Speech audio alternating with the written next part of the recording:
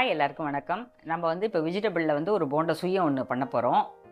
அது எப்படி பண்ணலாம் அப்படிங்கிறத காமிக்கிறேன், பார்க்கலாம் வாங்கோ. இது வந்து கரிகா வந்து நம்ம சௌரியம் தான் போட்டுக்கலாம், இன்றைக்கி என்ன வேணாலும் போட்டுக்கலாம். ஆனால் அது போடும்போது வந்து அந்த மாவில் நம்ம எல்லாமே நினச்சி போடும்போது வந்து அதில் பிரியாமல், எண்ணெயில் பிரியாமல் ஜாக்கிரதையாக பார்த்துக்கணும். ரொம்ப பெருசு சின்னதமாக நறுக்கிட்டோம் அப்படின்னா எண்ணெயில் அது உடஞ்சி போய் உதிர்ந்து போயிடும்.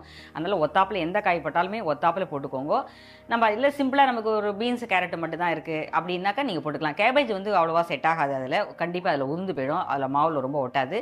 நம்ம வந்து கொஞ்சம் கெட்டியான இருக்கிற கரிகா போட்டு இப்போ சௌச்சௌ போடலாம், பீன்ஸு போடலாம், கேரட்டு போடலாம், அந்த குடமிளகா இருக்கு இல்லையா அது பொடியாக நறுக்கிட்டு அது மாதிரி போடலாம், பச்சை பட்டாணி இருக்கு அது போடலாம். அது மாதிரி ஒரு சில கரிகாய் தான் போடல முடியும், தவிர மற்ற எல்லா காயுமே நம்ம போடலாம் அப்படின்னு நினைக்க முடியாது. அதில் கேரட்டு, உருளைக்கிழங்கு, இஞ்சி, பச்சை மிளகா, பட்டாணி, கொத்தமல்லி இது வரைக்கும் தான் இன்றைக்கி நான் போட போகிறேன். இந்த மாதிரி நீங்களுமே போட்டு பண்ணுங்க. வாங்க எப்படி பண்ணலாங்க அப்படிங்கிறத பார்க்கலாம் வாங்க. நம்ம வெஜிடபிள் போட்டு ஒரு சுயம் பண்ண போகிறோம். அதுக்கு வந்து 1 டம்ளர் அரிசி நினச்சிருக்கேன். இது நல்லா 2 மணி நேரம் நல்லா ஊறணும். 1 டம்ளர் அரிசி அப்படின்னா எந்த டம்ளரில் எடுத்தோமோ அதே டம்ளரில் 3/4 டம்ளர் உளுத்தம் பருப்பு ரெண்டையுமே நல்லா 4-5 தடவை களைஞ்சிட்டு நல்ல ஜலம் விட்டு ஊற வச்சுருக்கேன். இது நல்லா ஊறி எடுத்து இது நல்லா ஒரு கல் உப்பு மட்டும் போட்டு இது நல்லா வெறுமனே அரைச்சிட்டு உங்களுக்கு காமிக்கிறேன். இப்போ நம்ம மாவு வந்து நல்லா அரைச்சிட்டோம், எப்படி அரைச்சிருக்கோம் அப்படிங்கிறத காமிக்கிறேன். இது போல் நல்லா வெறுமோன்னு இப்படி இருக்கணும். மாவும் திக்காக இருக்கணும். அப்போ தான் நமக்கு வந்து அதில் டிக் பண்ணி போட சௌரியமாக இருக்கும். இந்த மாதிரி நல்லா நைஸாகவும் இருக்கணும், இந்த மாதிரியும் இருக்கணும். நம்ம அரைச்சிட்டோம். இப்போ அடுத்தது நம்ம வந்து அந்த வெஜிடபிள் எல்லாத்தையும் போட்டு எப்படி வதக்குறோம் அப்படிங்கிறத காமிக்கிறோம், வாங்க பார்க்கலாம். நம்ம வெஜிடபிள் சுயம் பண்ணுறதுக்காக எல்லாமே எடுத்து வச்சுருக்கோம். என்னென்ன எடுத்து வச்சுருக்கோம் அப்படிங்கிறத காட்டுறேன். நம்ம காயிலே உரிக்கிறோம் இல்லையா பட்டாணி, அந்த பட்டாணி ஃப்ரெஷ் பட்டாணி இது 1/4 கிலோ அளவுக்கு. உருளைக்கிழங்கு வேக வச்சு இப்படி உரிச்சு வச்சுருக்கேன். இப்படி கேரட் வந்து பொடிப்பொடியாக ஒரு சின்ன ஒரு கேரட்டை பொடிப்பொடியாக நறுக்கி வச்சுருக்கேன். 2 பச்சை மிளகா, ஒரு சின்ன துண்டு இஞ்சி, கொஞ்சம் கருவேப்பிலை இது வச்சுருக்கோம். கொத்தமல்லி வந்து மேலே அப்புறமா போடணும். இதை வந்து நல்லா மேஷரால் நல்லா மசிச்சிடணும், உரு தெரியாத நல்லா மசிச்சுட்டு அதுக்கப்புறமா தான் இதெல்லாம் பண்ணும்போது நான் காமிக்கிறேன். இலிப்சட்டி போட்டுட்டோம். இப்போ அதில் வந்து எண்ணெய் விட்டுக்கலாம். எண்ணெய் வந்து இதுக்கு ரொம்ப செலவாகாது. அந்த காய் வதங்குற அளவுக்கு நமக்கு எண்ணெய் விட்டுனா போதும். நான் வந்து ஒரு 2 டேபிள் ஸ்பூன் அளவுக்கு எண்ணெய் விட்டுருக்கேன். எண்ணெய் காயட்டும், அதுக்கப்புறம் நம்ம எல்லாமே போட்டுக்கலாம். இப்போ வந்து கடுகு வந்து கொஞ்சம் போட்டுக்கலாம். 1 டேபிள் ஸ்பூன் அளவுக்கு கடலைப்பருப்பு போட்டுருக்கேன். அதே மாதிரி 1 டேபிள் ஸ்பூன் அளவுக்கு உளுத்தம் பருப்பும் போட்டுக்கலாம். நம்ம இதை வந்து நல்லா கலந்து விட்டுப்போம். ரொம்ப கருக விடாத கரெக்டான பதமாக பார்த்துக்கோங்க. இது வந்து குழந்தைகளுக்கு ஸ்கூல் விட்டு வர வேலைக்கு நம்ம இந்த மாதிரி பண்ணி கொடுத்தோம் அப்படின்னாக்கா குழந்தைகளும் நல்லா சாப்பிடுவா, டேஸ்ட்டாகவும் இருக்கும். இது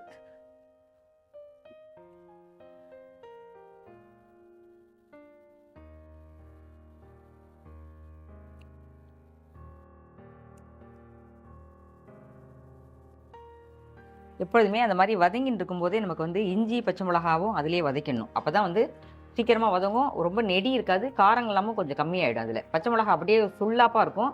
இது மாதிரி நம்ம போட்டுட்டோம் அப்படின்னாக்கா எண்ணெயிலேயே நல்லா வதங்க பார்த்து சுருங்கி போயிடும் அந்த இதெல்லாம், பச்சை மிளகா எல்லாம். அப்போ வந்து நமக்கு வந்து சுல்லாப்பாக தெரியாது, அந்த டேஸ்ட்டும் நல்லாயிருக்கும், நெடியும் இருக்காது. இப்போது நம்ம 1 by 1 எல்லாத்தையும் போட்டுக்கலாம். பட்டாணி, கேரட்டு, கருவேப்பிலை எல்லாம் 1 by 1 போட்டுக்கலாம்.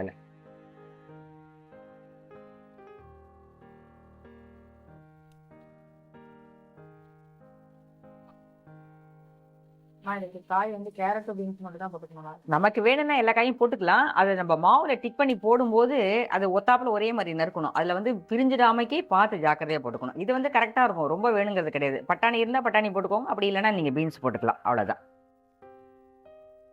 அது கலருக்காக கொஞ்சமாக நம்ம வந்து மஞ்சள் பொடி போட்டுக்கலாம். பெருங்காய பொடி கொஞ்சம் போட்டுக்கலாம்.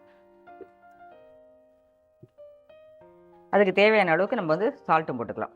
இந்த அளவுக்கு சால்ட்டு போட்டால் நமக்கு கரெக்டாக இருக்கும். ஏன்னா மாவில் கொஞ்சம் போட்டிருக்கோம், அதனால் இதுக்கு தேவையான அளவுக்கு இது இப்படியே போட்டுக்கலாம். இது வந்து ஜலெல்லாம் தெளிக்க வேண்டாம். நம்ம வந்து இப்படியே வதக்கினா கேரட்டெல்லாம் நிமிஷமாக வதங்கி போயிடும். பட்டாணிலாம் ஆல்ரெடி நன்னாவே வதங்கி போயிடும். இதில் போட்டிருக்கிறது எல்லாமே நன்னா வதங்கி போயிடும். அதுக்குள்ளே உருளைக்கிழங்கு வந்து நல்லா மேஷரால் நல்லா மசிச்சுட்டு அப்படியே இதில் போட்டுக்கலாம். நம்ம இது நல்லா வேகட்டும், உங்களுக்கு அப்புறம் காமிக்கிறேன். இப்போது பட்டாணி கேரட்டு எல்லாமே நல்லா வதங்கி எடுத்து அது மேலே வந்து நம்ம வந்து மேஷரால் இப்படி நல்லா மசிச்சு வச்சுருக்கோம். இந்த உருளைக்கிழங்கை நம்ம அதோடு சேர்த்துக்கலாம்.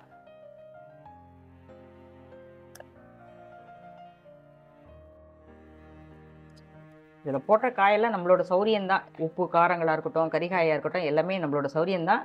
ஆனால் அது எண்ணெயில் பிரியாமல் நம்ம வந்து டிக் பண்ணி போடும்போது எண்ணெயில் பிரியாமல் பார்த்துக்கணும், வேறு ஒன்றும் இல்லை.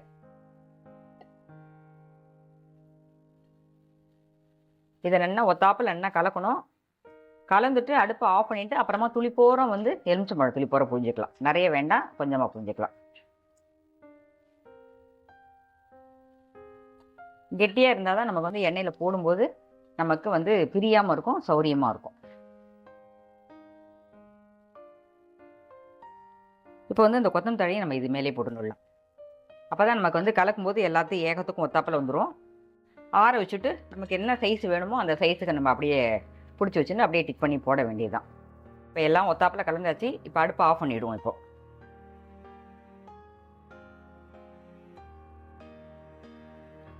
இப்போ வந்து எலுமிச்சம்பழம் ஜூஸ் வந்து ஒரு அரை மூடியிலையும் கொஞ்சம் கம்மியாக இருக்குது. அந்த அளவுக்கு இது விட்டுண்டா நமக்கு போகும். இது ரொம்ப ஜாஸ்தியாக விட்டால் ரொம்ப புளிக்கும். அதனால் கொஞ்சம் போகிற அந்த புளிப்பு உப்பு காரத்துக்கு கரெக்டாக காமிக்கிறதுக்காக நான் வச்சுருக்கேன் நான் இது. இப்போ எல்லாத்தையும் சேர்த்து நல்லா ஒத்தாப்பில் கலரிக்கலாம்.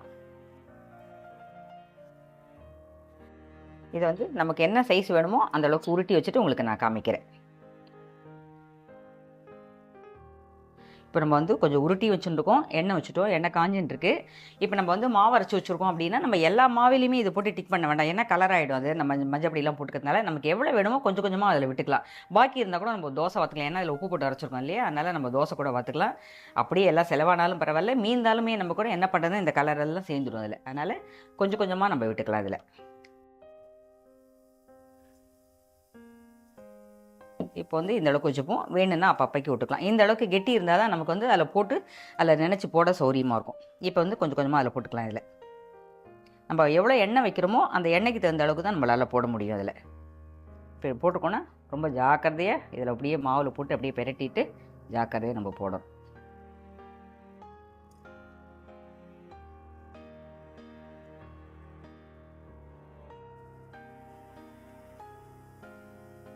இந்த எண்ணெயில் போடும்போதும் ஜாக்கிரதையாக இருக்கணும். நம்ம மாவில் வந்து இப்படியே நினைக்கும் போதும் அதில் அப்படியே நினைக்கிறோம் இல்லையா, அப்படியே பண்ணும்போதும் அப்போவும் ஜாக்கிரதையாக போடணும்.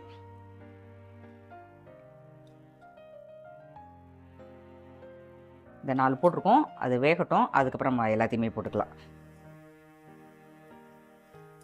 இப்போ வந்து நம்ம போட்ட நாளைக்கு உடனே நம்ம சட்டுவத்தை விடக்கூடாது. சட்டுவத்தை விட்ட நாளைக்கு என்ன ஆகுன்னா அந்த மாவெல்லாம் சட்டுவத்தில் பிடிச்சிக்கும், உடனே அதில் உள்ள காயெல்லாம் பிரிஞ்சு எண்ணெயில் வந்துடும். அதனால் அது கொஞ்சம் வேகட்டும், அப்புறமா நம்ம அதை பெரட்டி விடலாம்.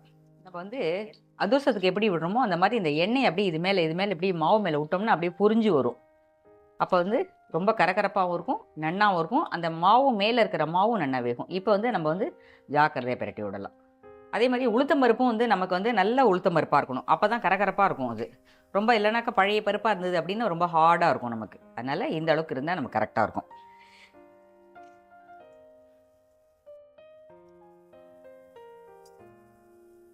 இப்போ வந்து நமக்கு ஓரளவுக்கு நல்லா வெந்துடுத்துது. இந்த அளவுக்கு பொன்னிறமாக இருந்தாக்கா நமக்கு நல்லா இருக்கும்.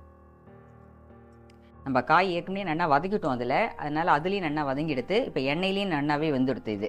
அதனால் நமக்கு வந்து இந்த அளவுக்கு இருந்தால் கரெக்டாக இருக்கும். ரொம்ப அப்படியே செவன்னு இருக்கணுங்கிறது கிடையாது. இந்த அளவுக்கு இருந்தால் நமக்கு கரெக்டாக இருக்கும். போண்டா கலரில் இருக்குல்ல. ஆமாம், அப்படியே எது ஒன்று ஒன்றா வெந்திருக்கோ அதை அப்படி அப்படியே எடுத்துடலாம்.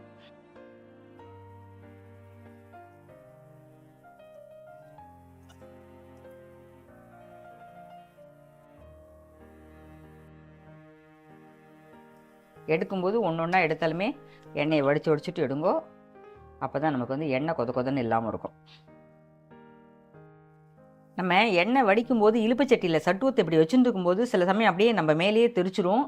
அதனால் எடுக்கும்போது ரொம்ப ஜாக்கிரதையாக பார்த்துக்கோங்க. இதெல்லாம் சின்ன சின்ன விஷயந்தான், எல்லாருக்கும் தெரியும், இருந்தாலும் சொல்கிறேன். நம்ம அது அடுத்த ஈடு போட்டுக்கலாம். இப்போது எண்ணெயில் போடும்போது ஜாக்கிரதையாக கையை விடுங்கோ, எண்ணெய் தெரிச்சிட போகிறது. நம்ம வந்து போடும்போது மாவு சுட்டாத அளவுக்கு ரொம்ப ஜாக்கிரதையாக அப்படியே நேக்காக போடணும். அப்படியே இல்லைன்னா அப்படியே ஒரு மாதிரி மூக்காக வந்து விழுந்துடும் அதில். அதனால் ஜாக்கிரதையாக போடுங்க. மாவு வந்து கெட்டியாக இருந்தால் மட்டும்தான் நமக்கு வந்து இதை வந்து போட சௌரியமாக இருக்கும். ரொம்ப மாவு நீர்க்க இருந்ததுன்னா காயில் ஒட்டாது அது. அதனால் அதையும் பார்த்துக்கோங்க. இந்த மாதிரி பெரட்டி விடும்போது ஜாக்கிரதையாக ஒன்றோட ஒன்று ஒட்டிக்காமல் ஜாக்கிரதையாக பெரட்டி விடுங்க.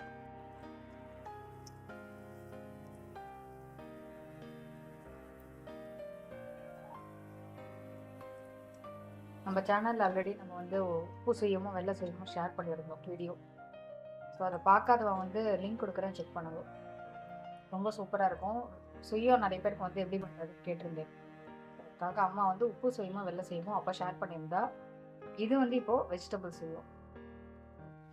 ஒன்றுமே ஒவ்வொரு விதம் தான். இது வந்து சாயங்கால வேளையில் ஸ்நாக்ஸுக்கு நமக்கு வந்து நல்லாயிருக்கும். குழந்தைய ஸ்கூல் விட்டு வர வேலைக்கு அவளுக்கு சாப்பிட்றதுக்கு இதில் ஒரு 4 சாப்பிட்டு தூத்து முடிச்சாலே நமக்கு வந்து வயிறு தம்முன்னு ஆகிடும். அதனால் இதெல்லாமுமே சின்ன சின்ன வேலை தான், ஆனால் டேஸ்ட்டாக இருக்கும். இதெல்லாம் இப்போ வெந்தெடுத்து இது எல்லாத்தையும் நம்ம அப்படியே எடுத்துடலாம். இப்போ நம்ம சுயம் எல்லாமே ரெடி ஆகிடுத்து. எண்ணெயில் பாருங்க, இதே மாதிரி தான் பிரியாமல் நம்ம அப்பப்போ போட்டு எடுக்கணும். அதில் ஒரு இது உதிர்ந்து போச்சுன்னா கூட எண்ணெய் பூரா வீணாக போயிடும். அதில் எண்ணெயில் இருக்கிற 1-2 கருப்பு என்ன அப்படின்னா, ஏற்கனவே நம்ம மாவு விட்டுருக்கோம் இல்லையா, அந்த மாவு எல்லாத்தையும் இந்த சட்டுவத்தில் வராதனால அதில் 1-2 இந்த மாவோட தான் இருக்க தவிர இந்த காயோடதெல்லாம் அதில் பிரியல.